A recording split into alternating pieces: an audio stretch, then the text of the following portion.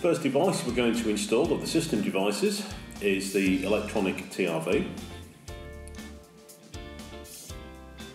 This comes with a set of batteries and an installation kit. First thing to do is take a crosshead screwdriver and take off the battery cover. The screw is held in place in the cover with a small rubber washer so that doesn't come detached from it. And the batteries, just pop them in the right orientation. There is a label on the ETRV showing which way around these go. Now, when we attach the cover, the LED will start to blink red slowly.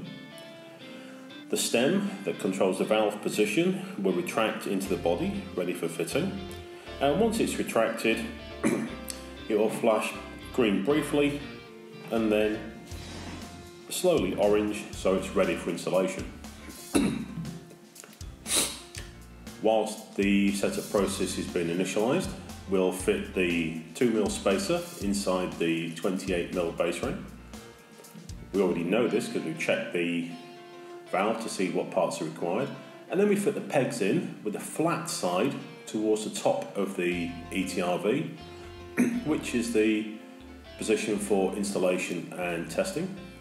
Final setup requires that you take these out and put them wedge side up. We can do that later. Now we put the ETRV to one side and take the TRV off, ready for ETRV fitting later. Right, now the ETRV, the LED status now has gone to the position ready for installation. So pop it onto place.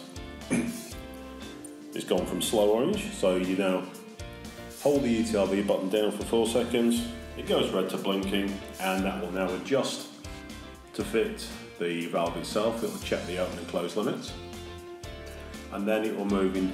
The LED will go off, and it's ready for pairing.